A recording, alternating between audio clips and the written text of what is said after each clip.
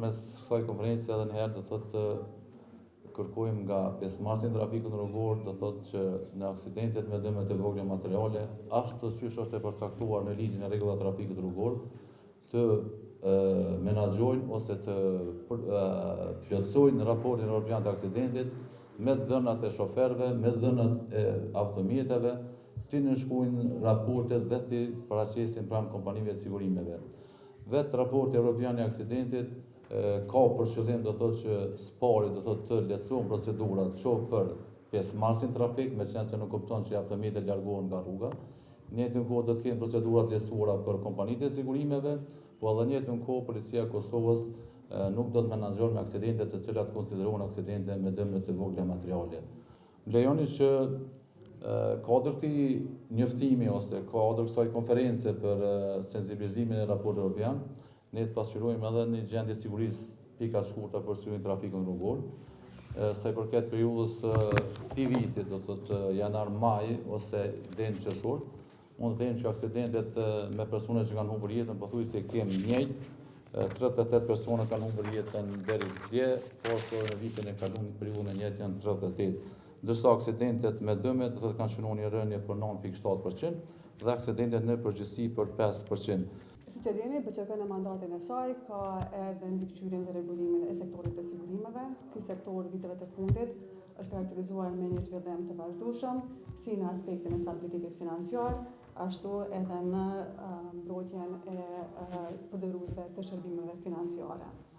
Si regulator, fokusi ynë nuk është vetëm garantimi i qëndrueshmërisë së sektorit, por është edhe avancimi i vazhdueshëm i mbrojtjes së konsumatorit, përmirësimit të cilësisë së shërbimeve dhe rritja e besimit në sektorin e sigurimeve.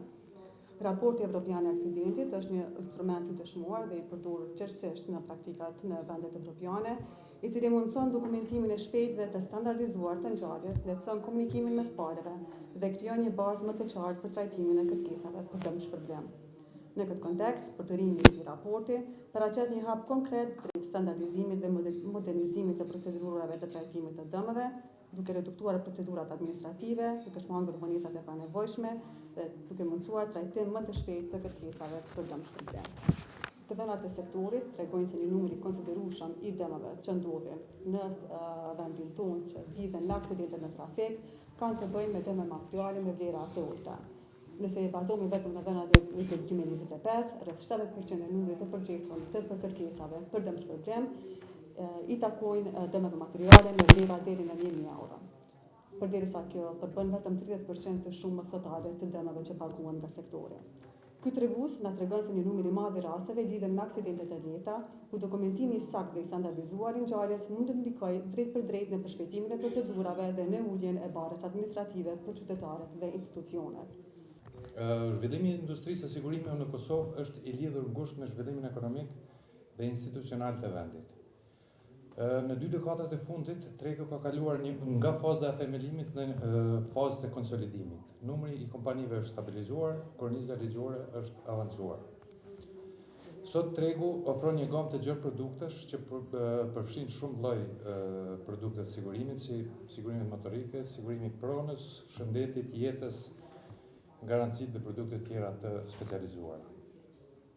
Sektori ka bërë një progres të konsiderueshëm dhe njëkohësisht ka ende potencial të madh për zgjerim dhe diversifikim. Penetrimi i sigurimeve në Kosovë ende mbetet i ulët nëse e krahasojmë me shtetet e rajonit e sidomos me shtetet e Bashkimit Evropian ku është qëllimi jonë. Sot, së bashku me Policinë e Kosovës dhe me përkrahjen e Bankës Qendrore të Republikës së Kosovës, po prezantojmë një iniciativë me rëndësi të veçantë për modernizimin e trajtimit të aksidenteve rrugore dhe përmirësimin e përvojës së qytetarëve në raport me kompanitë të sigurimit. Promovimin dhe përdorimin më të gjerë të raportit evropian të aksidenteve në Kosovë. Raporti evropian i aksidenteve është një dokument standard i përdorur në më shumë se 40 vende evropiane dhe përbën praktikën më të avancuar për dokumentimin e aksidenteve materiale. Pa të lënduar. Struktura e tij është e njëjtë në të gjitha vendet evropiane, gjë që lehtëson trajtimin e kërkesave dhe komunikimin ndërmjet palëve dhe siguruesve.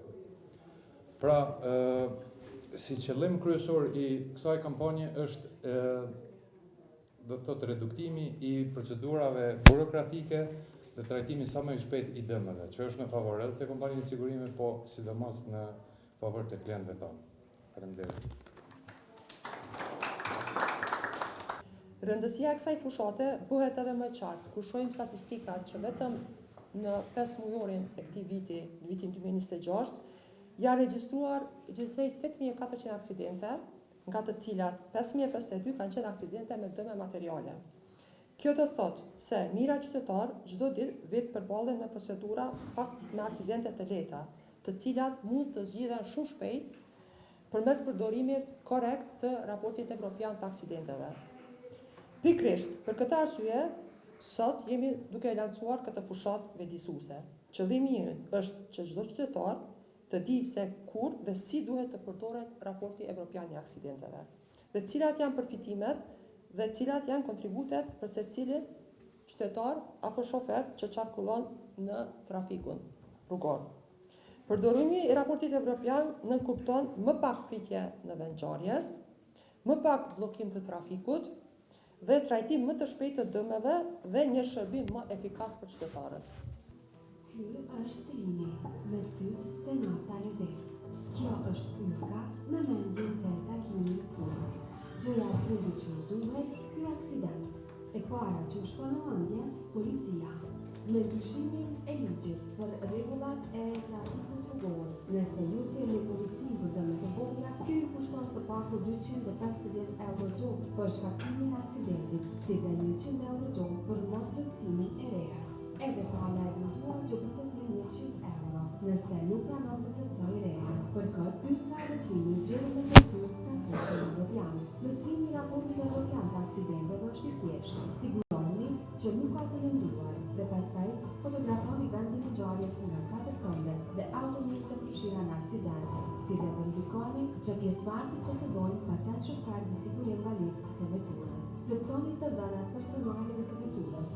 Skiconi aksidentin, vendosni në shkrimet dhe dërgojeni raportin në kompaninë e sigurimit të shkaktarit të aksidentit. Raporti evropian i aksidenteve është zgjidhja e duhur e ylkës vetrimit për aksidentin e tyre të vogël. Trimi shkotron nga gjovar, ndërkohë ylka dorësoi raportin në sigurim dhe arriti në punë me kohë. Mos e blloko rrugën, mos e ndërgjegni. Reja, vendimi i duhur në rast aksidenti. Faleminderit për këtë pyetje, por dua të ceki që sot jemi mbledh për të lancuar këtë fushat vjedisuese. Edhe pyetjen që e ke bërë, domethënë, është diçka që është trajtuar nga organet kompetente, edhe vetë nga byroja, kështu që nuk e shoh domethënë vend për diskutim sot, pasi që nuk është tema që ka të bëjë me këto. Po, nuk është tema, por po marrë përgjigje, andaj dhe jemi detyruar me bë pyetje edhe në eventet që nuk janë të caktuar për pyetje të tilla. Kisha dashur me ditë çfarë masa kanë të marrë për kësaj për këto afera që janë raportuar deri tash. Për shkak që disa nga këto raste janë, domethënë, janë dorëzuar në organet kompetente, nuk kam drejt me diskutu tutje për këto, domethënë, këto ndodhina që kanë ndodhur në byro. Faleminderit. Nëse keni diçka për fushatën, në rregull është.